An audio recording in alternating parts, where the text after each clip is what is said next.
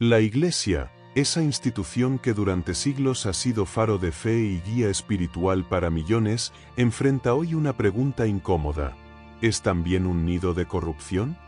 A lo largo de la historia, el poder, el dinero y la fe han convivido en un delicado equilibrio dentro de sus muros. Pero, ¿qué ocurre cuando ese equilibrio se rompe?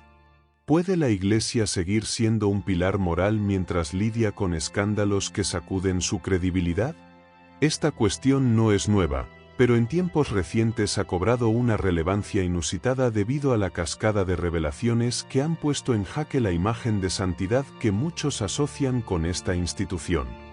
El Vaticano, considerado el epicentro espiritual del catolicismo, ha sido también escenario de algunos de los escándalos más oscuros en la historia contemporánea. Desde manejos financieros turbios hasta encubrimientos sistemáticos de abusos sexuales, las irregularidades han salido a la luz con una frecuencia alarmante. En 2024, por ejemplo, 5 altos funcionarios de la Santa Sede fueron suspendidos tras ser acusados de participar en operaciones financieras irregulares que incluían la compraventa de inmuebles y el desvío de donaciones destinadas a obras caritativas. Este caso no solo expuso la falta de transparencia en el manejo del dinero dentro del Vaticano, sino que también planteó preguntas sobre el alcance real del poder papal para reformar una estructura tan profundamente arraigada en prácticas cuestionables. El Papa Francisco ha intentado marcar un antes y un después en este sentido. Desde el inicio de su pontificado, ha hablado abiertamente sobre los negocios oscuros y las fechorías que encontró al asumir su cargo. En su autobiografía reciente, titulada Esperanza, admitió sentirse indigno del rol que ocupa debido a los errores cometidos por algunos sacerdotes bajo su autoridad. Sin embargo, sus esfuerzos por limpiar la imagen de la Iglesia han enfrentado una resistencia feroz desde dentro. La Curia Romana, ese complejo entramado administrativo y político que gobierna el Vaticano, parece estar dividida entre quienes apoyan las reformas y quienes ven en ellas una amenaza a su poder e influencia. Uno de los episodios más impactantes fue el escándalo del Óbolo de San Pedro, un fondo destinado a financiar obras caritativas que terminó siendo utilizado para inversiones inmobiliarias multimillonarias en Londres. Este caso puso al descubierto cómo las donaciones de los fieles pueden ser desviadas hacia fines completamente alejados del propósito original. ¿Cómo justificar que el dinero destinado a ayudar a los más necesitados termine engrosando cuentas bancarias o financiando proyectos dudosos? Para muchos creyentes, este tipo de revelaciones no solo traicionan su confianza, sino que también socavan los principios éticos fundamentales del cristianismo. Pero si los problemas financieros son graves, los casos de abuso sexual representan una herida aún más profunda. En Francia, un informe independiente reveló que más de 330,000 menores fueron víctimas de abuso por parte del clero desde 1950. Este patrón se repite en otros países como Estados Unidos, Irlanda y Australia. Lo más alarmante no es solo la magnitud del problema, sino el encubrimiento sistemático por parte de las autoridades eclesiásticas.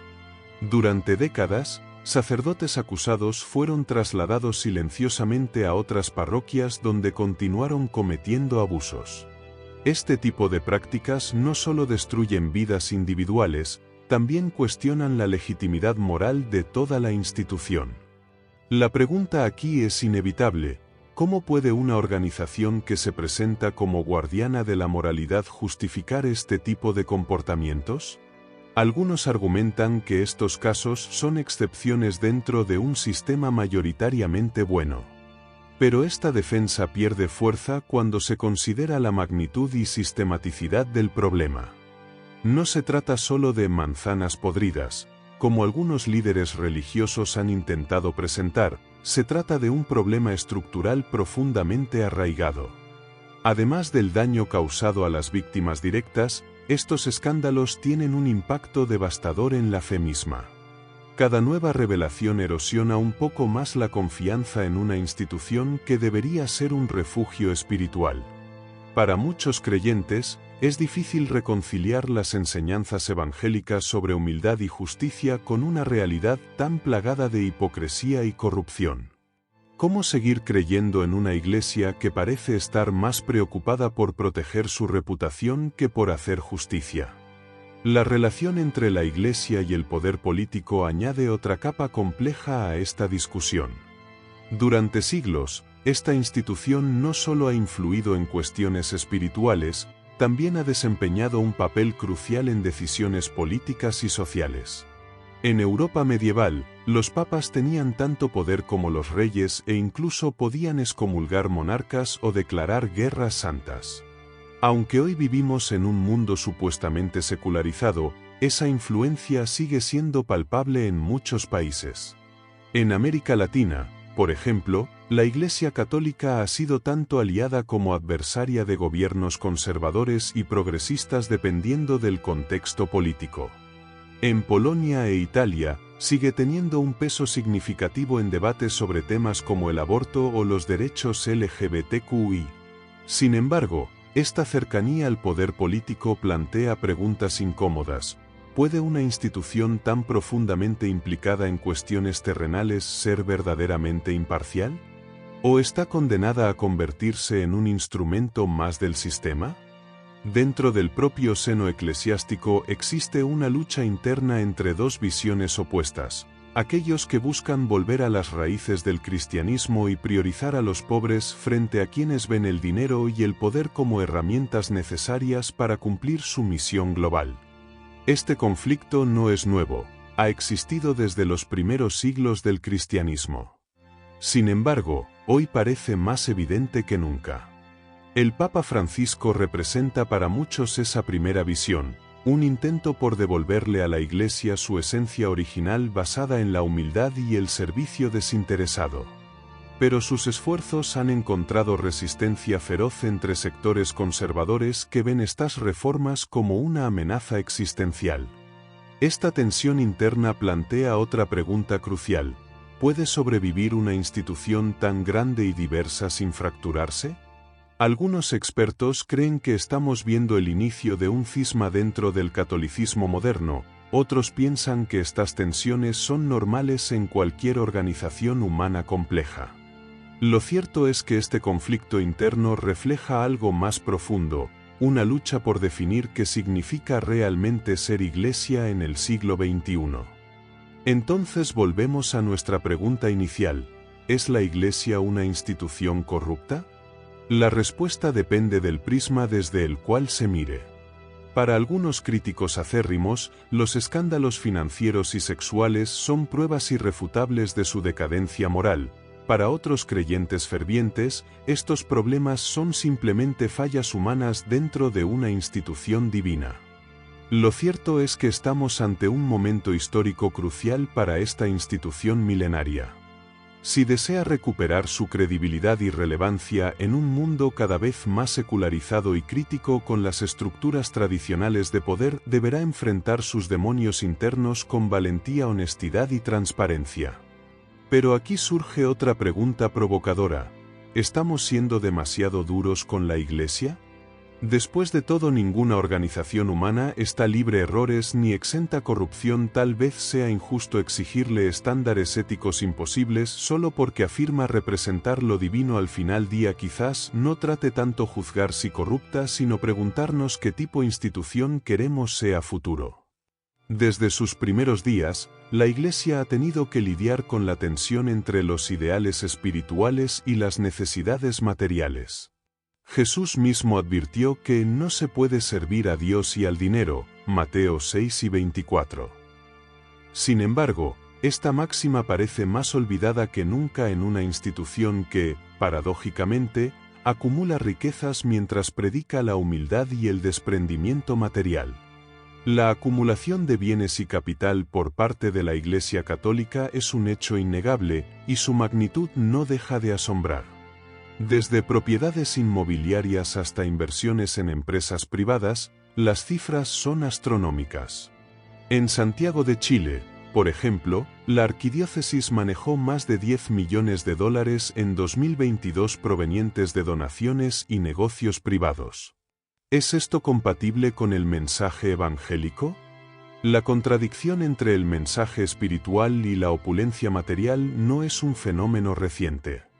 A lo largo de la historia, la Iglesia ha oscilado entre ser una comunidad que promueve la pobreza evangélica y una institución que amasa fortunas para sostener su influencia global. Durante la Edad Media, llegó a poseer entre el 20% y el 30% de las tierras en Europa occidental, convirtiéndose en una fuerza económica que rivalizaba con las monarquías. En ese contexto, los diezmos, primicias y derechos eclesiásticos se convirtieron en mecanismos regulares de recaudación, mientras los monasterios benedictinos acumulaban riquezas gracias a las generosas donaciones de nobles y reyes. Esta acumulación no solo garantizaba el poder económico de la Iglesia, sino también su influencia política y social. Sin embargo, este poderío económico siempre ha sido objeto de críticas internas y externas. Movimientos reformistas como los franciscanos surgieron como una reacción directa a esta opulencia. San Francisco de Asís veía la pobreza como un elemento clave para imitar a Cristo, quien fue pobre al nacer, al comer, al vivir en el mundo y desnudo murió en la cruz. Este contraste entre el compromiso visible de los franciscanos con la pobreza y la riqueza ostentosa del resto del clero provocaba preguntas incómodas que siguen resonando hoy. ¿Cómo puede una institución que predica el desprendimiento material justificar su acumulación de bienes? ¿Es posible reconciliar estos dos mundos sin caer en hipocresías? En tiempos modernos, esta tensión se ha intensificado debido a los escándalos financieros que han salido a la luz. El Vaticano mismo ha sido escenario de numerosas irregularidades económicas que han puesto en duda su integridad moral. Uno de los casos más sonados fue el del Instituto para las Obras de Religión, IOE, conocido popularmente como el Banco del Vaticano. Este organismo ha estado involucrado en múltiples escándalos desde los años 80, incluyendo acusaciones de lavado de dinero y vínculos con organizaciones criminales. En 1982, el presidente del Banco Ambrosiano, Roberto Calvi, apodado el Banquero de Dios, apareció colgado bajo un puente en Londres en circunstancias misteriosas. Las investigaciones revelaron conexiones entre Calvi, el IOR y la mafia italiana, lo que desató una tormenta mediática que aún persigue a la Iglesia. Más recientemente, durante el pontificado del Papa Francisco, se han intentado implementar reformas para aumentar la transparencia financiera dentro del Vaticano. Sin embargo, estos esfuerzos han enfrentado una resistencia feroz por parte de sectores conservadores dentro de la Curia romana. En 2024, 5 altos funcionarios del Vaticano fueron suspendidos tras ser acusados de participar en operaciones financieras irregulares relacionadas con la compraventa de inmuebles y el desvío de donaciones destinadas a obras caritativas. Este caso puso al descubierto cómo las contribuciones económicas realizadas por los fieles pueden ser desviadas hacia fines completamente alejados del propósito original. Uno de los ejemplos más impactantes es el Óbolo de San Pedro, un fondo destinado a financiar obras caritativas que terminó siendo utilizado para inversiones inmobiliarias multimillonarias en Londres. Según investigaciones periodísticas, gran parte del dinero recaudado para este fondo no llegó a beneficiar a los más necesitados como se prometía originalmente. En cambio, fue canalizado hacia cuentas bancarias e inversiones especulativas que generaron beneficios para unos pocos dentro del aparato administrativo vaticano. La falta de transparencia financiera no solo genera sospechas sobre posibles actos corruptos, también plantea preguntas fundamentales sobre cómo debería manejarse el dinero dentro de una institución religiosa. Algunos defensores argumentan que estas riquezas son necesarias para mantener las operaciones globales de la Iglesia y financiar sus numerosas obras caritativas. Sin embargo, otros critican lo que perciben como un uso indebido o incluso inmoral de estos recursos. ¿Es ético acumular riquezas materiales mientras millones viven en pobreza extrema? ¿No debería ser este dinero utilizado exclusivamente para aliviar el sufrimiento humano? El Papa Francisco ha intentado abordar este dilema con mensajes claros sobre la necesidad de poner las riquezas al servicio del bien común. En una homilía reciente afirmó: la Iglesia no debe acumular riquezas para sí misma, las riquezas se ponen al servicio. Sin embargo, estas palabras chocan con una realidad institucional profundamente arraigada en prácticas cuestionables. A pesar de sus esfuerzos por reformar las finanzas vaticanas, Francisco ha enfrentado obstáculos significativos dentro del propio seno eclesiástico. Esta resistencia interna refleja una lucha más amplia dentro de la Iglesia entre dos visiones opuestas: aquellos que buscan volver a las raíces del cristianismo basadas en la pobreza evangélica y aquellos que ven el dinero como una herramienta necesaria para mantener su influencia global. Este conflicto no es nuevo, ha existido desde los primeros siglos del cristianismo. Sin embargo, hoy parece más evidente que nunca debido al escrutinio público constante al que está sometida la Iglesia. El problema radica no solo en cómo se maneja el dinero dentro del Vaticano o las diócesis locales, también tiene implicaciones más amplias sobre cómo perciben los fieles a su propia institución religiosa. Cada nuevo escándalo financiero erosiona un poco más la confianza en una organización que debería ser un ejemplo moral para sus seguidores.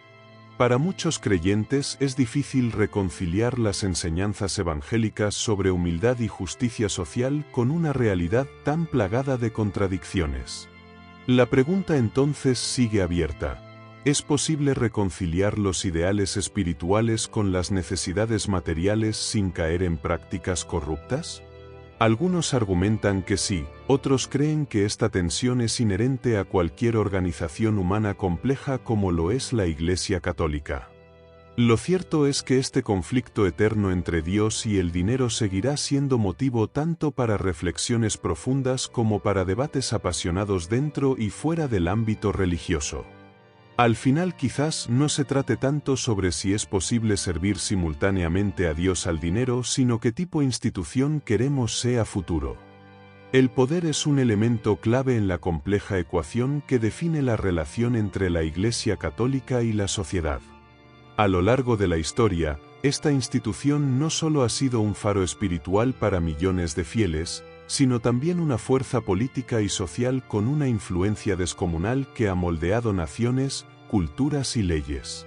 Esta dualidad entre lo espiritual y lo terrenal ha sido fuente de innumerables debates y controversias que persisten hasta nuestros días.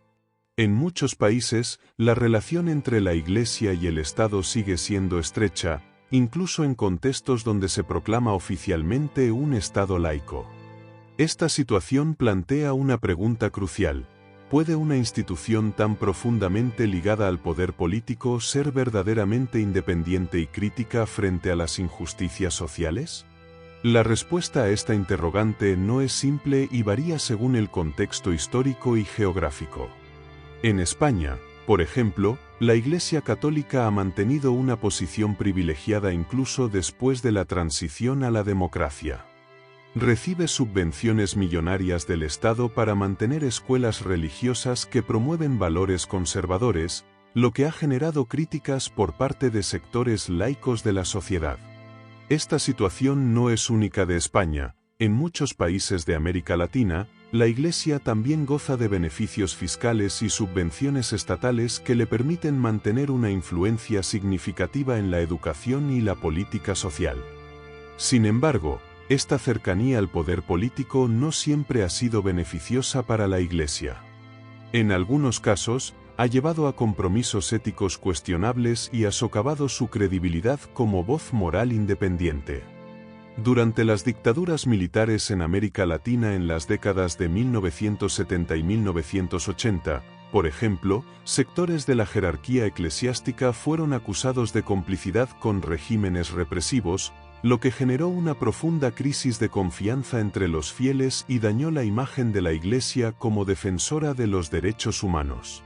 Por otro lado, es innegable que la Iglesia Católica ha desempeñado un papel crucial en momentos clave de la historia.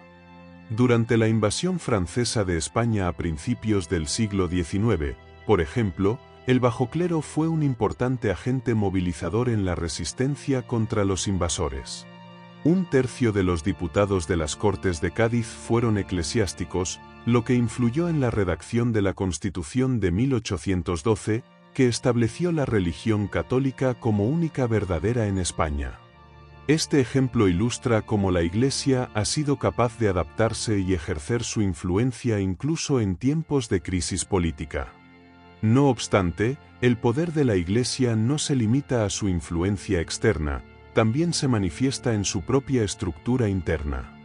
La jerarquía eclesiástica, con el Papa a la cabeza, ejerce un control considerable sobre la doctrina y la práctica religiosa de millones de fieles en todo el mundo.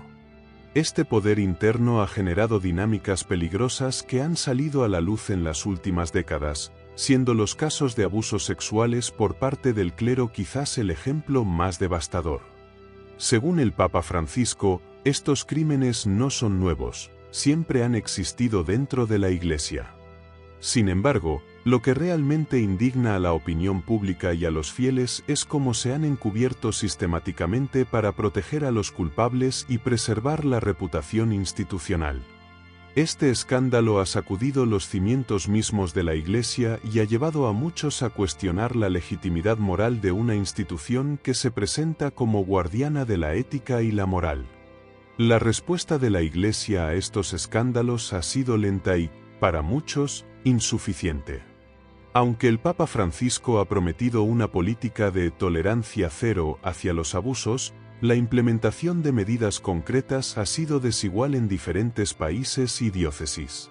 Esta situación ha generado una crisis de confianza sin precedentes y ha llevado a muchos fieles a alejarse de la Iglesia, cuestionando no solo su autoridad moral sino también su relevancia en la sociedad contemporánea.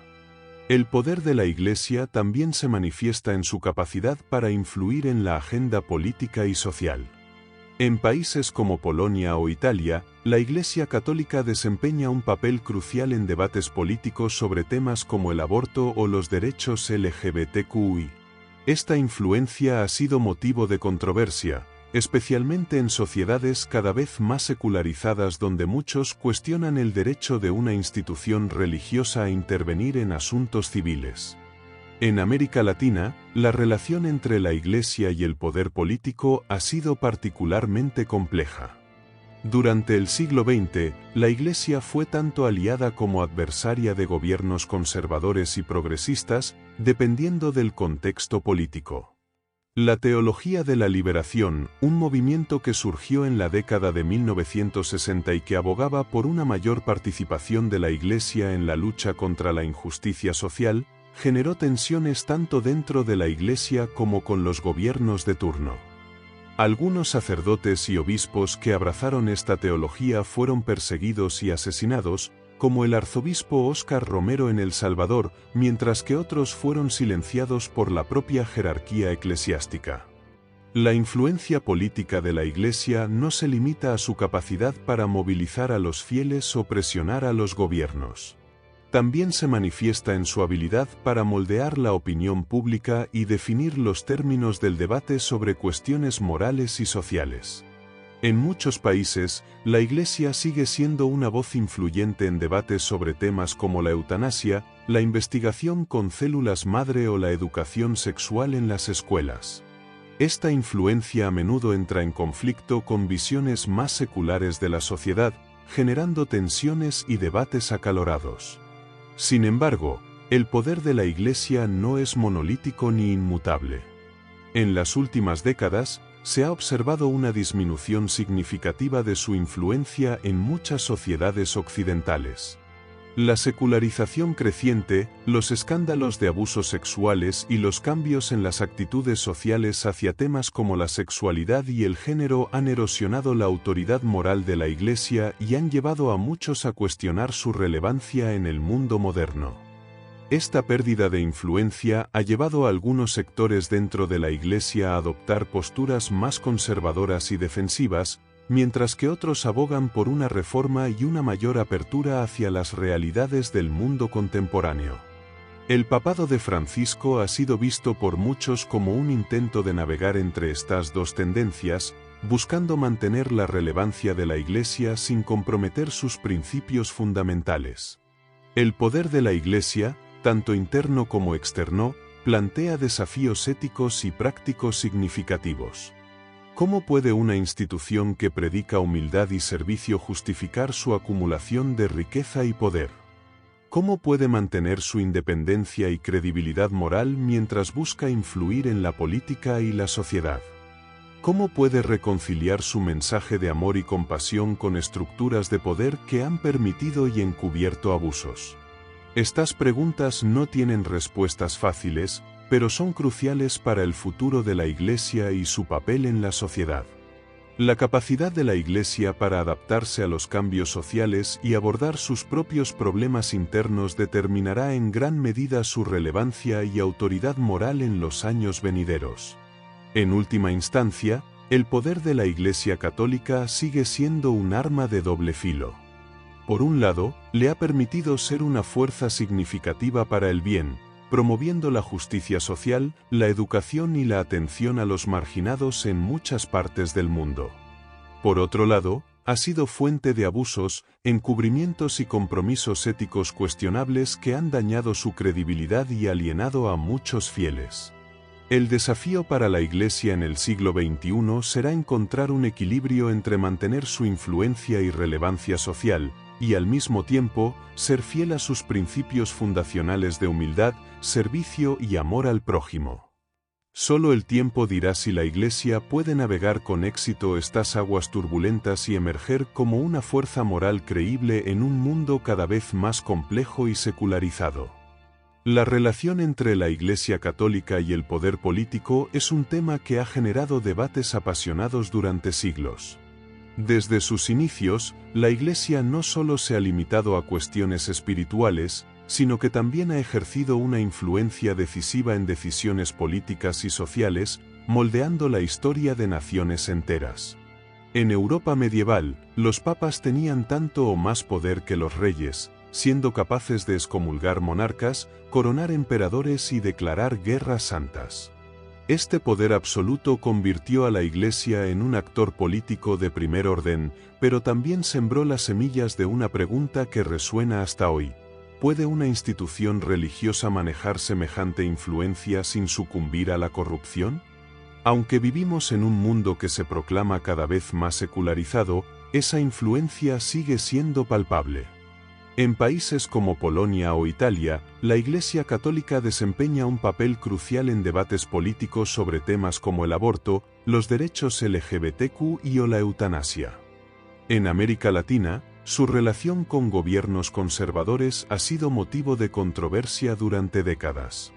Pero el problema no radica únicamente en su capacidad para influir en las leyes o las políticas públicas, el verdadero dilema está en cómo utiliza ese poder. Si bien algunos líderes religiosos han luchado valientemente por causas justas, como Óscar Romero en El Salvador, otros han colaborado con dictaduras represivas o han promovido políticas discriminatorias bajo el pretexto de defender valores cristianos. Esto plantea una pregunta incómoda: ¿puede una institución tan profundamente ligada al poder político ser realmente imparcial? ¿O está condenada a convertirse en un instrumento más del sistema? El caso de América Latina es especialmente revelador. Durante las dictaduras militares de las décadas de 1970 y 1980, sectores significativos de la jerarquía eclesiástica fueron acusados de complicidad con regímenes autoritarios que violaron sistemáticamente los derechos humanos.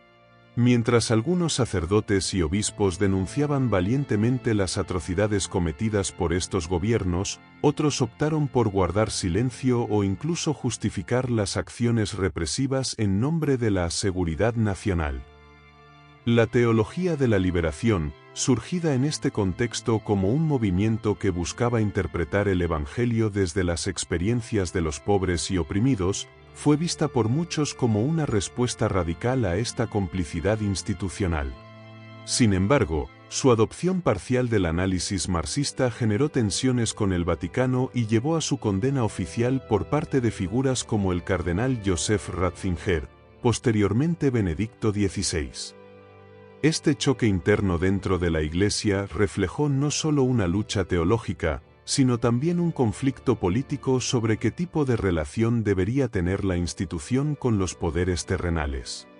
La figura del Papa Francisco ha reabierto este debate al adoptar posturas que muchos consideran influenciadas por la teología de la liberación. Su énfasis en una iglesia pobre para los pobres y sus críticas al capitalismo desenfrenado han sido alabadas por algunos como un retorno a los valores fundamentales del cristianismo. Sin embargo, estas mismas posturas han sido vistas por otros como una politización indebida del papado. ¿Es posible que Francisco esté utilizando su plataforma espiritual para avanzar una agenda política? Y si es así, ¿es esto necesariamente algo malo? Estas preguntas dividen tanto a fieles como a críticos externos y subrayan lo complicado que es separar lo espiritual de lo político cuando se trata de una institución con tanto peso histórico. En España, la relación entre la Iglesia y el poder político ha sido igualmente compleja. Durante siglos, esta institución fue un pilar fundamental del Estado español, moldeando no solo su identidad cultural sino también sus leyes y políticas públicas. Incluso después de la transición democrática, la Iglesia Católica sigue recibiendo subvenciones millonarias para mantener escuelas religiosas y otras instituciones que promueven valores conservadores. Esto ha generado críticas por parte de sectores laicos que ven en estas subvenciones un vestigio anacrónico de privilegios históricos que no tienen cabida en un Estado moderno y pluralista. Sin embargo, los defensores argumentan que estas instituciones desempeñan un papel crucial en áreas como la educación y los servicios sociales, llenando vacíos que el Estado no puede cubrir. Pero esta relación simbiótica entre Iglesia y Estado también tiene un lado oscuro. En algunos casos, ha llevado a compromisos éticos cuestionables que han socavado la credibilidad moral de la institución religiosa. Por ejemplo, durante el régimen franquista, la Iglesia Católica fue uno de los principales aliados del dictador Francisco Franco, legitimando su gobierno autoritario bajo el pretexto de defender a España del comunismo ateo. Este apoyo incondicional no solo alienó a muchos fieles progresistas, también dejó una herencia difícil de reconciliar con los valores democráticos actuales. El poder interno dentro de la misma estructura eclesiástica añade otra dimensión al problema. La jerarquía católica opera bajo un sistema altamente centralizado donde el Papa tiene autoridad suprema sobre todos los aspectos doctrinales y administrativos. Esta concentración de poder ha permitido grandes logros organizativos, pero también ha facilitado abusos sistémicos que han salido a la luz en las últimas décadas. Los escándalos relacionados con abusos sexuales cometidos por miembros del clero son quizás el ejemplo más devastador. Durante años, estos crímenes fueron encubiertos sistemáticamente por las autoridades eclesiásticas para proteger a los culpables y preservar la reputación institucional. Este patrón no solo destruyó vidas individuales, también planteó serias dudas sobre si una organización tan jerárquica puede realmente rendir cuentas ante sus propios fieles o ante la justicia civil. La capacidad de la Iglesia para influir en debates políticos contemporáneos también genera tensiones significativas en sociedades cada vez más secularizadas. En Polonia, por ejemplo, su apoyo explícito al gobierno ultraconservador del partido Ley y Justicia ha polarizado profundamente al país. Mientras algunos ven esta alianza como una defensa necesaria de los valores tradicionales frente al avance del secularismo occidental, otros critican lo que perciben como una intromisión indebida en asuntos civiles por parte de una institución religiosa. En última instancia, el poder político de la Iglesia Católica es tanto su mayor fortaleza como su mayor debilidad. Le permite ser una fuerza significativa para el bien cuando aboga por causas justas como los derechos humanos o la justicia social. Pero también puede corromperla cuando se utiliza para perpetuar privilegios históricos o justificar políticas discriminatorias. Este dilema no tiene soluciones fáciles porque está arraigado en las mismas estructuras que han definido a esta institución durante siglos. La pregunta central sigue siendo si es posible separar lo espiritual de lo político dentro del contexto católico. Algunos argumentan que esta separación es esencial para preservar la integridad moral de la Iglesia, otros creen que sería un error renunciar a su capacidad para influir positivamente en el mundo temporal. Lo cierto es que cualquier intento por redefinir esta relación enfrentará resistencias internas y externas porque toca fibras sensibles tanto dentro como fuera del ámbito religioso. En un mundo cada vez más dividido entre visiones conservadoras y progresistas sobre temas fundamentales como el género, la sexualidad o el medio ambiente, el papel político de la Iglesia seguirá siendo objeto tanto de admiración como de crítica feroz. Tal vez nunca haya respuestas definitivas sobre cómo debe manejarse este poder porque refleja tensiones inherentes entre lo sagrado y lo profano que son tan antiguas como el cristianismo mismo. Lo único seguro es que estas tensiones continuarán alimentando debates apasionados durante generaciones futuras mientras intentamos entender qué lugar debe ocupar esta institución milenaria en nuestras sociedades modernas cada vez más complejas e interconectadas. La corrupción no solo afecta las arcas o las estructuras de poder, también destruye la confianza de los fieles. Cada nuevo escándalo erosiona un poco más la fe en una institución que debería ser un refugio espiritual, un lugar donde la humanidad pudiera reconciliarse con lo divino. Sin embargo, esa imagen de santidad se ve cada vez más empañada por las sombras de la avaricia, el abuso y el encubrimiento. En palabras del Papa Francisco, la corrupción es una ciénaga que destruye a la persona humana. Si esto es cierto, ¿cómo puede sobrevivir una institución tan profundamente implicada en ella? ¿Cómo puede seguir siendo la Iglesia el faro moral que pretende ser cuando parece incapaz de limpiar su propia casa? La crisis de fe que enfrentan millones de creyentes en todo el mundo no es un fenómeno aislado ni reciente. Es el resultado de décadas, incluso siglos, de contradicciones entre lo que la Iglesia predica y lo que practica. Para muchos, cada revelación sobre abusos sexuales encubiertos, malversación de fondos o luchas internas por el poder dentro del Vaticano no es solo un golpe a la institución, sino una herida directa a su relación con Dios. ¿Cómo seguir creyendo en una Iglesia que parece traicionar los valores mismos que proclama? Esta pregunta resuena con especial fuerza en aquellos que han sido víctimas directas de estas fallas sistémicas o que han visto cómo sus comunidades han sido devastadas por la hipocresía eclesiástica.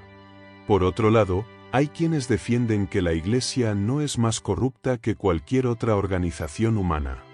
Argumentan que el problema no reside en la institución en sí misma, sino en las personas que la componen.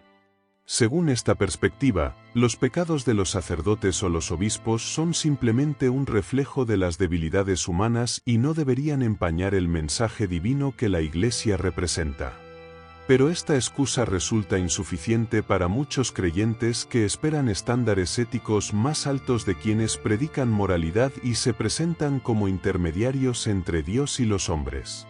La Iglesia no es una empresa ni un partido político. Su misión es trascendental, por tanto, sus fallos tienen consecuencias espirituales mucho más profundas. El Papa Francisco ha intentado abordar esta crisis con un lenguaje directo y una voluntad reformista que ha generado tanto admiración como resistencia. En repetidas ocasiones ha señalado que la corrupción dentro de la Iglesia no es simplemente un pecado individual, sino una estructura de pecado que se perpetúa a través del encubrimiento y la complicidad institucional. Para Francisco, el corrupto no solo peca, también se cansa de pedir perdón y se erige como autosuficiente frente a Dios. Esta visión radical plantea un desafío teológico profundo. ¿Puede una institución tan marcada por estas estructuras corruptas ser redimida? ¿O estamos ante una crisis existencial que amenaza con desmoronar los cimientos mismos del catolicismo? La historia nos ofrece ejemplos inquietantes sobre cómo la corrupción ha sido tanto causa como síntoma de crisis mayores dentro de la Iglesia. La Reforma protestante del siglo XVI fue, en gran medida, una reacción a los excesos y abusos del clero católico, desde la venta de indulgencias hasta el nepotismo descarado en las altas esferas eclesiásticas.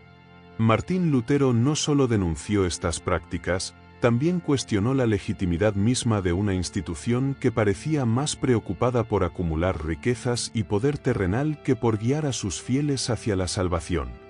Aunque han pasado 5 siglos desde entonces, muchos ven paralelismos inquietantes entre aquella época y nuestra actualidad. Hoy en día, los escándalos financieros relacionados con el Banco Vaticano o las inversiones inmobiliarias dudosas son solo una parte del problema. Los casos de abuso sexual cometidos por miembros del clero han provocado una indignación global sin precedentes, especialmente porque durante décadas estos crímenes fueron sistemáticamente encubiertos para proteger a los culpables y preservar la reputación institucional. Este patrón no solo ha destruido vidas individuales, también ha socavado profundamente la confianza colectiva en una iglesia que debería ser ejemplo de justicia y compasión. En América Latina, donde el catolicismo ha sido históricamente dominante, esta crisis se siente con especial intensidad. Muchas comunidades pobres han confiado durante generaciones en la Iglesia como su principal fuente de apoyo espiritual y social. Sin embargo, cada nuevo escándalo parece alejar un poco más a los fieles, especialmente a los jóvenes, quienes ven en estas revelaciones una prueba irrefutable de hipocresía institucional. En países como Chile o México, donde los casos de abuso sexual han sido particularmente notorios, las tasas de abandono del catolicismo están aumentando rápidamente. Pero tal vez lo más inquietante sea cómo esta crisis está afectando no solo a los fieles individuales, sino también a las comunidades enteras. La corrupción dentro de la Iglesia no es solo un problema interno, tiene repercusiones sociales amplias que exacerban problemas como la desigualdad económica o la falta de acceso a servicios básicos. Cuando los recursos destinados a obras caritativas son desviados para financiar estilos de vida opulentos o proyectos especulativos, quienes sufren las consecuencias son siempre los más vulnerables. Sin embargo, sería injusto ignorar los esfuerzos genuinos por abordar estos problemas desde dentro de la propia Iglesia.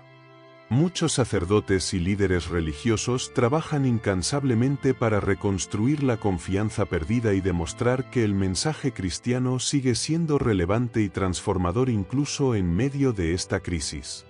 Pero estos esfuerzos suelen verse eclipsados por las acciones, o inacciones, de quienes ocupan posiciones más altas en la jerarquía eclesiástica.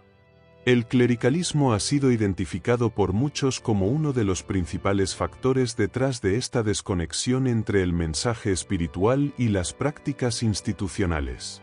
Según Francisco, esta pérdida del centro eclesial ha llevado a poner el prestigio institucional por encima del bienestar espiritual y físico tanto de las víctimas como del pueblo fiel. Esta cultura del clericalismo no solo perpetúa el abuso, también dificulta cualquier intento real de reforma al crear un sistema cerrado donde las críticas internas son vistas como amenazas al orden establecido. En este contexto, surge inevitablemente otra pregunta: ¿es posible separar a Dios de la institución? Para algunos creyentes desencantados, abandonar la Iglesia no significa necesariamente abandonar su fe. Simplemente buscan nuevas formas de conectar con lo divino fuera del marco institucional tradicional. Este fenómeno plantea desafíos profundos para el futuro del catolicismo. Si cada vez más personas deciden buscar a Dios fuera de las estructuras eclesiásticas tradicionales, ¿qué papel quedará para una iglesia cuya autoridad moral ya está gravemente erosionada? Por supuesto, hay quienes argumentan que estas crisis son parte del proceso natural de purificación al que toda institución humana debe someterse tarde o temprano. Según esta visión optimista, aunque quizás ingenua, los escándalos actuales podrían ser una oportunidad para renovar profundamente a la Iglesia y devolverla a sus raíces evangélicas. Pero este tipo de transformación requeriría cambios radicales tanto en términos estructurales como culturales, mayor transparencia financiera, tolerancia cero hacia cualquier forma de abuso y un compromiso real con los valores fundamentales del cristianismo. Sin embargo, incluso si estos cambios fueran posibles, lo cual está lejos de ser seguro, todavía queda por resolver el problema más fundamental, como restaurar la confianza perdida entre millones que se sienten traicionados por aquellos que deberían haber sido sus guías espirituales. Esto no es algo que pueda lograrse simplemente mediante reformas administrativas. Requiere de algo mucho más profundo, honesto y auténtico. Dentro de la misma Iglesia Católica existe un conflicto que se ha vuelto cada vez más evidente y que amenaza con fracturar los cimientos de una institución milenaria. Por un lado, están aquellos que buscan volver a las raíces del cristianismo, priorizando a los pobres y rechazando las riquezas materiales. Por otro lado, están quienes ven el dinero y el poder como herramientas necesarias para expandir su influencia y cumplir su misión. Esta división no es nueva, ha existido desde los primeros siglos del cristianismo.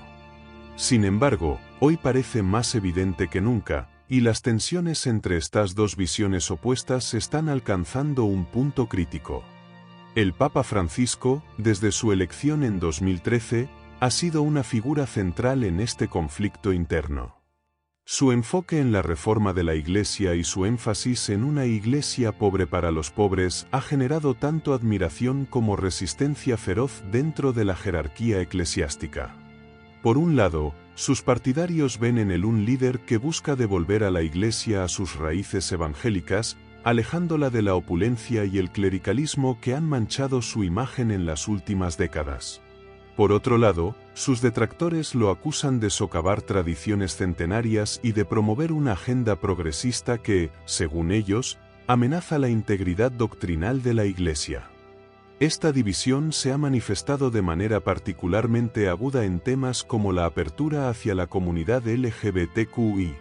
En 2023, Francisco declaró que ser homosexual no es un delito y cuestionó las leyes que criminalizan la homosexualidad, calificándolas de injustas. Estas declaraciones, aunque celebradas por muchos como un paso hacia una iglesia más inclusiva, también provocaron una fuerte reacción por parte de sectores conservadores que ven en ellas una desviación de la doctrina tradicional sobre la sexualidad. El conflicto interno no se limita a cuestiones de moral sexual. La gestión financiera del Vaticano ha sido otro campo de batalla. Francisco ha impulsado reformas para aumentar la transparencia y combatir la corrupción dentro del Instituto para las Obras de Religión, más conocido como el Banco Vaticano. En 2022, se inició el primer juicio de la historia por malversación contra un cardenal, un escándalo que expuso las profundas grietas en el manejo financiero de la Santa Sede. Mientras algunos aplauden estos esfuerzos por limpiar las estructuras de pecado dentro de la Iglesia, otros ven en ellos una amenaza a los privilegios y el poder acumulados durante siglos. La lucha interna se extiende también a la interpretación misma del papel de la Iglesia en el mundo moderno. ¿Debe la Iglesia adaptarse a los cambios sociales y culturales, o debe mantenerse como un bastión inmutable de tradición y doctrina? Esta pregunta ha generado debates acalorados sobre temas como el papel de la mujer en la Iglesia, la ordenación de hombres casados en regiones con escasez de sacerdotes, y la respuesta de la Iglesia a desafíos globales como el cambio climático y la desigualdad económica. El cardenal Pietro Parolin, secretario de Estado del Vaticano, ha expresado su preocupación por estas divisiones, afirmando que hacen mucho daño a la comunidad cristiana al amenazar su comunión y unidad. Sin embargo, para muchos observadores, estas tensiones son un reflejo inevitable de una Iglesia que lucha por definir su identidad y su misión en un mundo cada vez más secularizado y complejo. La pandemia de COVID-19 y la guerra en Ucrania han añadido nuevas dimensiones a este conflicto interno. La respuesta de la Iglesia a estas crisis globales ha sido objeto de debate y crítica. Mientras Francisco ha abogado por el acceso universal a las vacunas y ha condenado enérgicamente la guerra, llamando a la paz y ofreciéndose como mediador, algunos sectores dentro de la Iglesia han cuestionado estas posturas, argumentando que la institución debería mantenerse al margen de asuntos políticos y geopolíticos. El Sínodo sobre la Sinodalidad, iniciado en octubre de 2023, es quizás el intento más ambicioso de Francisco por abordar estas divisiones internas y promover una Iglesia más participativa y dialogante. Sin embargo, incluso este proceso ha sido objeto de controversia, con críticos que lo ven como un intento de diluir la autoridad jerárquica de la Iglesia y abrir la puerta a cambios doctrinales inaceptables. La pregunta que surge inevitablemente ¿es posible reconciliar estas dos visiones opuestas de la Iglesia? Algunos creen que sí, pero solo si se implementan reformas profundas y se adopta una mayor transparencia en todos los niveles de la jerarquía eclesiástica. Otros piensan que el problema está tan arraigado que cualquier intento de cambio será superficial, en última instancia, ineficaz. Lo que está claro es que esta lucha interna no es simplemente un debate teológico o administrativo, es una batalla por el alma misma de la Iglesia Católica. El resultado de este conflicto determinará no solo el futuro de la institución, sino también su relevancia y su capacidad para influir en un mundo que cambia rápidamente. A medida que la Iglesia se adentra en el segundo cuarto del siglo XXI, las tensiones entre tradición y reforma, entre conservadurismo y progresismo, entre una Iglesia cerrada y una Iglesia abierta, parecen estar llegando a un punto de ebullición. El pontificado de Francisco ha actuado como un catalizador, sacando a la superficie conflictos latentes y forzando a la Iglesia a enfrentar preguntas incómodas sobre su identidad y su misión. En última instancia, el desafío para la Iglesia Católica será encontrar un camino que le permita mantener su integridad doctrinal y su relevancia social sin fragmentarse en facciones irreconciliables. El éxito o el fracaso en esta tarea tendrá repercusiones que se extenderán mucho más allá de los muros del Vaticano, afectando a los más de 1.000 millones de católicos en todo el mundo, por extensión, a la sociedad global en su conjunto. La pregunta sigue abierta. ¿Es la Iglesia una institución corrupta? La respuesta probablemente depende del prisma desde el cual se mire. Para algunos, los escándalos financieros, los abusos sexuales y los encubrimientos sistemáticos son pruebas irrefutables de una corrupción sistémica que ha penetrado en sus estructuras más profundas. Para otros, estos problemas son simplemente fallas humanas dentro de una institución divina, una prueba más de que la Iglesia, como cualquier organización compuesta por hombres, no está exenta de pecado. Sin embargo, lo que resulta innegable es que la Iglesia enfrenta un momento crítico, un punto de inflexión en el que su credibilidad y relevancia están más en entredicho que nunca. Los escándalos recientes no son anomalías aisladas ni eventos excepcionales, son síntomas de un problema estructural que ha sido ignorado durante demasiado tiempo. En enero de 2025, la disolución del Sodalicio de Vida Cristiana y las denuncias por pederastia contra el cardenal Juan Luis Cipriani sacudieron a la Iglesia Católica en Perú, marcando el inicio de un año lleno de desafíos. Estos casos no solo pusieron en evidencia las fallas internas de la institución para manejar el abuso de poder y la corrupción moral, sino que también reavivaron preguntas sobre su capacidad para reformarse desde dentro. ¿Es posible que una institución tan profundamente implicada en sus propios pecados pueda redimirse? ¿O estamos presenciando el lento pero inevitable colapso de una estructura que ya no puede sostenerse bajo el peso de sus contradicciones? El Papa Francisco ha reconocido públicamente esta pérdida de credibilidad y ha intentado marcar un nuevo camino para la Iglesia. En repetidas ocasiones ha hablado sobre la necesidad de transparencia y rendición de cuentas, calificando al clericalismo como uno de los principales males que afligen a la institución.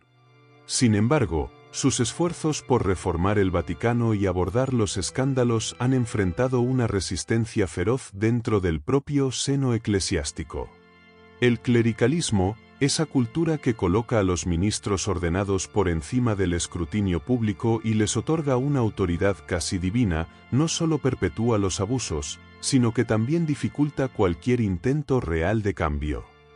¿Cómo puede una institución reformarse cuando quienes tienen el poder para hacerlo están tan profundamente arraigados en las estructuras que necesitan ser transformadas?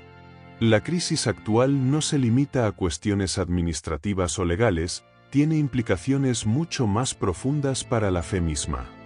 Cada nuevo escándalo erosiona un poco más la confianza de los fieles, especialmente entre las generaciones más jóvenes, quienes ya ven a la religión organizada con escepticismo. En España, por ejemplo, el porcentaje de católicos entre los jóvenes de 18 a 24 años ha caído drásticamente en las últimas décadas, pasando del 78% en 1990 al 36% en 2021. Este descenso no es solo un reflejo del avance de la secularización, también es una respuesta directa a la percepción de hipocresía y desconexión dentro de la Iglesia. La secularización creciente no es solo un desafío externo, es también un síntoma interno del fracaso de la Iglesia para conectar con las realidades contemporáneas. Mientras los líderes eclesiásticos debaten sobre cómo preservar sus privilegios históricos y mantener su influencia política, muchas personas se sienten cada vez más alejadas del mensaje cristiano. La teología fundamental enfrenta hoy un dilema existencial. ¿Cómo puede seguir siendo relevante una propuesta espiritual cuando parece tan ajena a las necesidades y preocupaciones del mundo moderno? Algunos teólogos han sugerido que la única manera de recuperar credibilidad es aceptar plenamente las vulnerabilidades humanas y adoptar una postura radicalmente transparente. Pero esta idea choca con siglos de tradición jerárquica y secretismo institucional. En este contexto, surge inevitablemente otra pregunta. ¿Puede la Iglesia seguir siendo un refugio espiritual cuando parece estar tan profundamente implicada en los mismos males que denuncia? Para muchos creyentes desencantados, abandonar la Iglesia no significa necesariamente abandonar su fe, simplemente buscan nuevas formas de conectar con lo divino fuera del marco institucional tradicional.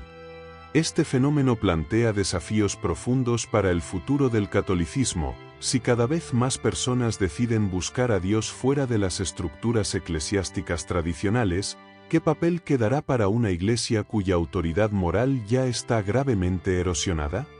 Por supuesto, hay quienes argumentan que estas crisis son parte del proceso natural de purificación al que toda institución humana debe someterse tarde o temprano. Según esta visión optimista, aunque quizás ingenua, los escándalos actuales podrían ser una oportunidad para renovar profundamente a la Iglesia y devolverla a sus raíces evangélicas. Pero este tipo de transformación requeriría cambios radicales tanto en términos estructurales como culturales, mayor transparencia financiera, tolerancia cero hacia cualquier forma de abuso y un compromiso real con los valores fundamentales del cristianismo.